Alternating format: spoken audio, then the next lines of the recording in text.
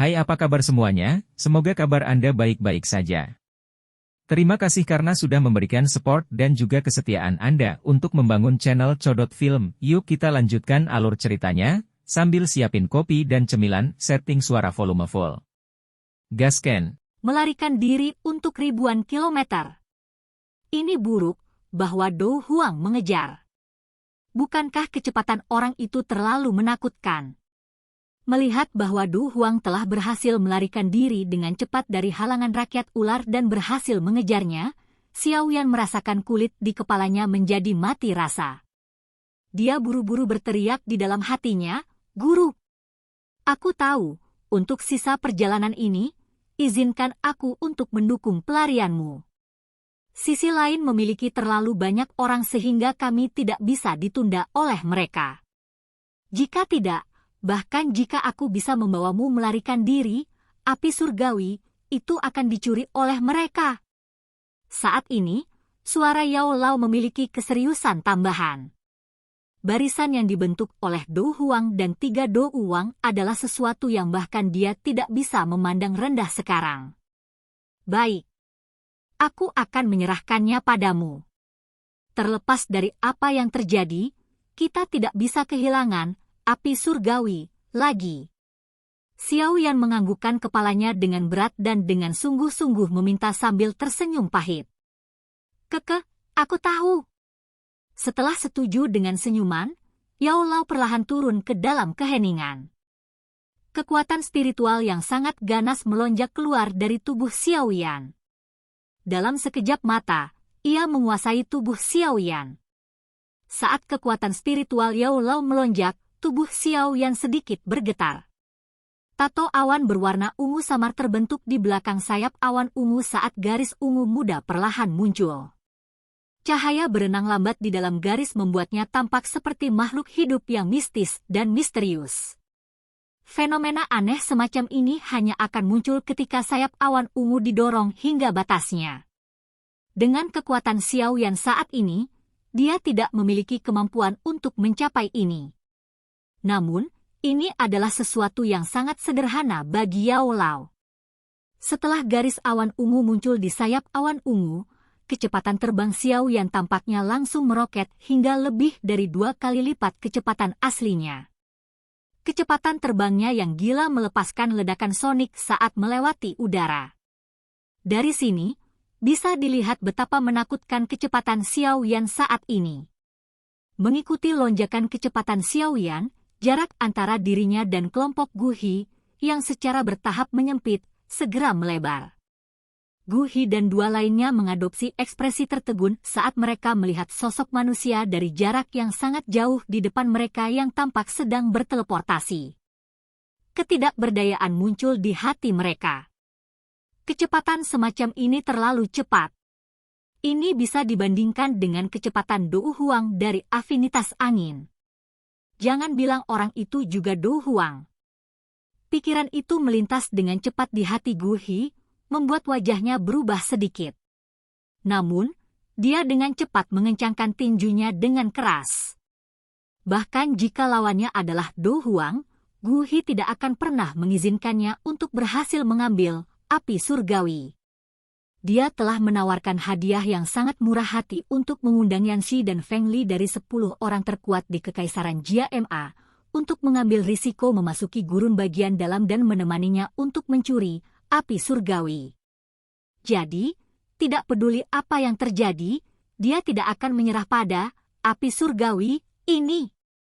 Bahkan jika orang lain adalah Du Huang, tidak mungkin dia menyerah. Ketika kecepatan Xiao Yan meningkat drastis, ekspresi Yanxi dan Feng Li di sisi Gu He menjadi sangat jelek. Jelas, mereka telah memikirkan hal yang sama dengan Gu He. Keduanya bertukar pandang dan menggelengkan kepala dengan senyum pahit.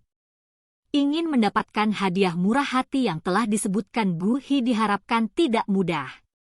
Awalnya mereka bersukacita atas hilangnya Ratu Medusa, tetapi mereka tidak menyangka bahwa orang misterius dan kuat lain yang tidak diketahui asalnya akan muncul sekali lagi. Perputaran peristiwa yang terus-menerus ini telah menyebabkan 2 orang kuat yang terkenal di Kekaisaran Jia Ma merasa tidak berdaya dan getir. Api surgawi memang sesuatu yang akan menyebabkan banyak orang kuat menjadi gila. Setelah bergumam dengan senyum pahit, Feng Li memiringkan kepalanya dan melihat wajah Gu Hi yang muram dan geram. Dia tidak menyangka Grandmaster Alkemis yang biasanya santai dan santai ini akan mengalami kesulitan mempertahankan sikapnya yang biasa di depan api surgawi. Ini memungkinkan Feng Li untuk secara pribadi mengalami godaan api surgawi. Mengejar! Saya ingin melihat dari mana orang kuat ini berasal.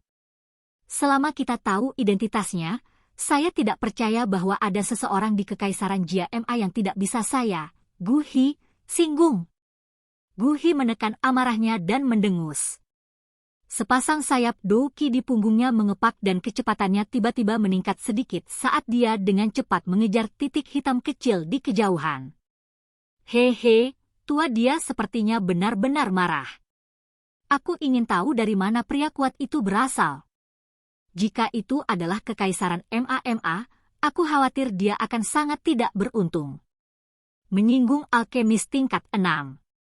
Itu bukanlah sesuatu yang menyenangkan untuk dilakukan. Melihat Gu Hi yang amarahnya sudah muncul, Yan Xi tidak bisa menahan diri untuk tidak membuka mulut dan tertawa. Feng Li menganggukkan kepalanya. Memang, alkemis tingkat 6 adalah seseorang yang bahkan seorang Dou Huang tidak akan dengan mudah berani menyinggung. Bagaimanapun, nepotisme seorang alkemis benar-benar sedikit menakutkan. Selama dia tahu identitas Anda, dia bisa mengundang banyak teman baik setiap hari dan bergantian menyerang. Bahkan jika dia tidak bisa mengalahkan Anda, dia mungkin membuat Anda lelah. Namun, bahkan dengan peningkatan kecepatan Gu Hi dan dua lainnya, mereka terus tertinggal jauh di belakang Xiaoyan. Jarak di antara mereka juga semakin jauh. Situasi ini menyebabkan Gu Hi menjadi sangat marah sehingga wajahnya menjadi pucat tetapi dia tetap tidak berdaya. Bagaimanapun, mereka telah mendorong kecepatan mereka ke puncak mereka.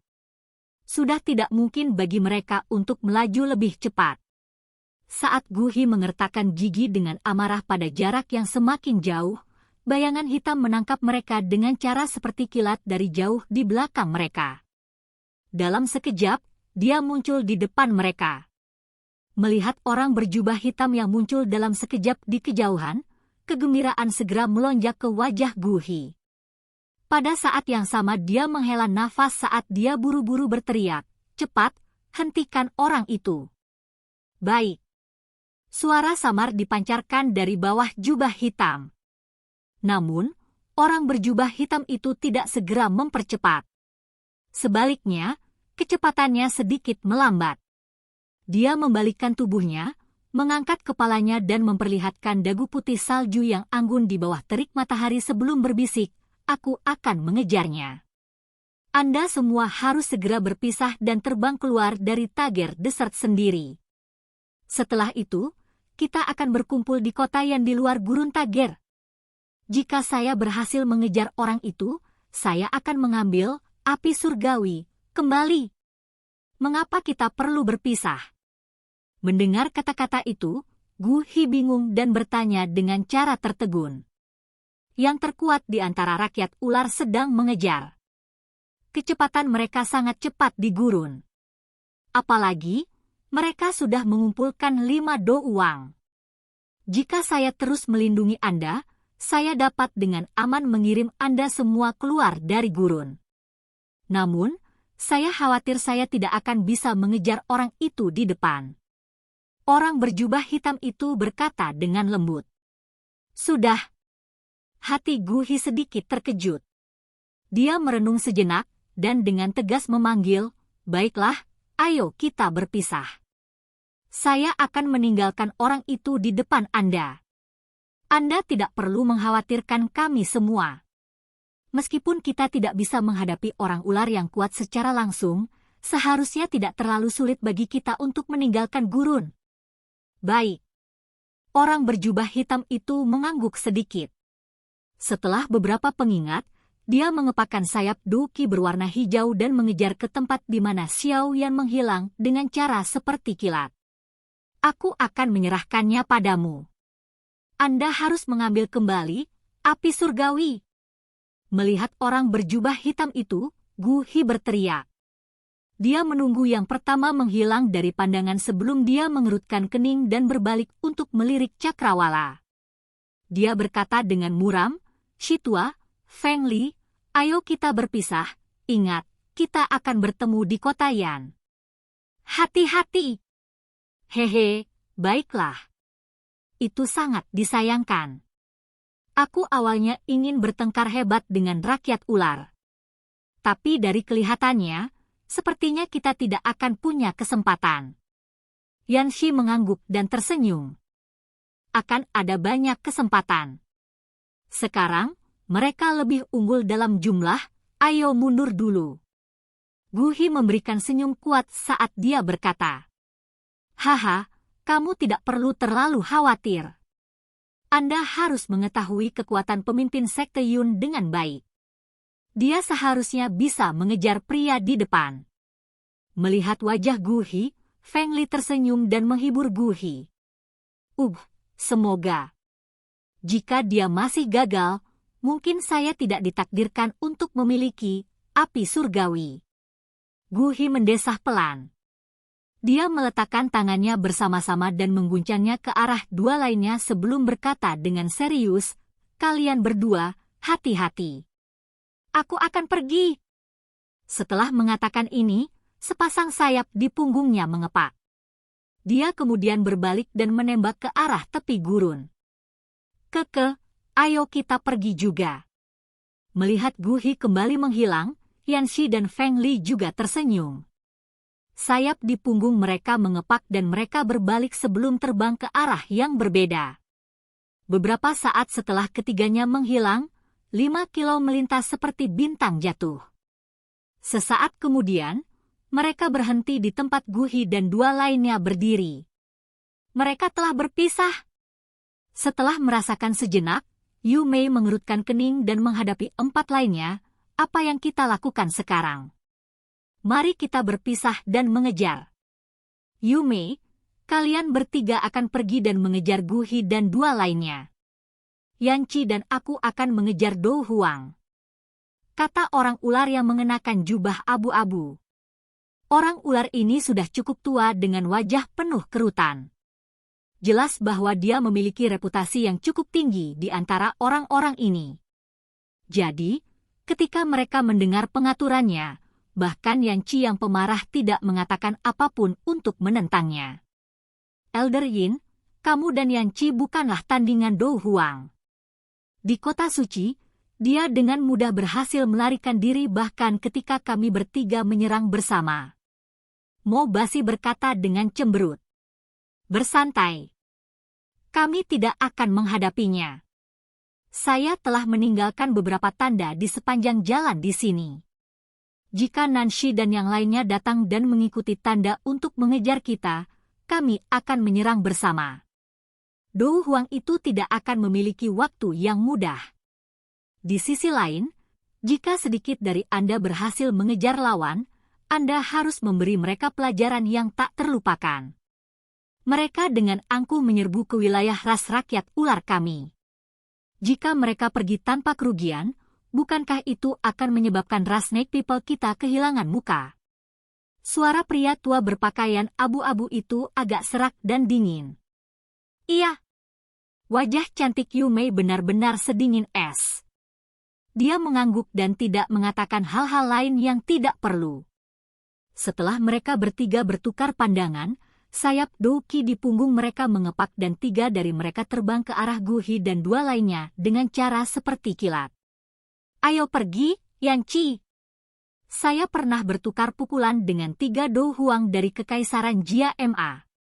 Jika saya dapat melakukan kontak dengan orang berjubah hitam, saya harus dapat mengidentifikasi dia. Bahkan jika dia kabur, ras ular rakyat kita akan bisa membalas dendam atas kesalahan ini.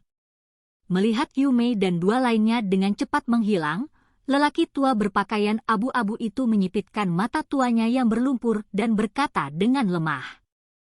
"Iya." Yan Qi mengangguk. Kilatan ganas menari di matanya. Dengan kepakan sayap di punggungnya, dia dan lelaki tua berpakaian abu-abu berubah menjadi dua sinar cahaya dan menembak ke arah yang sama dengan orang berjubah hitam sebelumnya. Silahkan pergi ke. Oke guys, jangan lupa like, comment, share, and subscribe di channel Codot Film. See you next video, peace out and bye-bye.